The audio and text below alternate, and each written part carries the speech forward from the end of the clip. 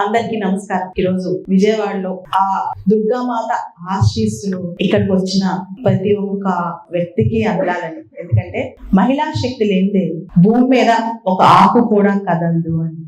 అటువంటి మహిళా శక్తిని ఈరోజు మనం శక్తి రూపాన్ని కొలుసుకుంటున్న రోజు, మనందరిలో ఆ ధైర్యం, ఆ సాహసం నింపమని ఆ దేవతని అడుగుతున్న రోజు, పూజిస్తున్న రోజు ఈ రోజు. నాకు మంతెన గారి ఆశ్రమంకి వచ్చిన తర్వాత నాకు అనిపించింది, ఒకటే కారణానికి ఒక మంతెన గారు ఇక్కడే జీవితాంతం ఒకే పని మీద, నువ్వు ఏం చేస్తే ఒక వ్యక్తి తన జీవితం మొత్తం ఒకటే పనికి ఇస్తారు, ఏం అవసరం ఇదంతా చేస్తారు. దానికి కారణం ఏంటంటే ఇది ఒక ఉద్యమం లాంటిది. రెండు ఉంటే దేశాన్ని మార్చొచ్చు, ప్రపంచాన్ని మార్చొచ్చు. విద్య, ఆరోగ్యం. మన ఆరోగ్యం మనమే పాడు చేసుకుంటాం ఇంట్లో. ఇక్కడికి వచ్చిన తర్వాత మనకు చాలా విషయాలు బోధపడతాయి. సో ఇంత నేర్పించే వాళ్ళు చాలా అరుదుగా ఉంటారు. థ్యాంక్ యూ అండి. థ్యాంక్ యూ ప్రసాద్ గారు, నన్ను ఇక్కడికి ఇన్వైట్ చేస్తాను. Thank you.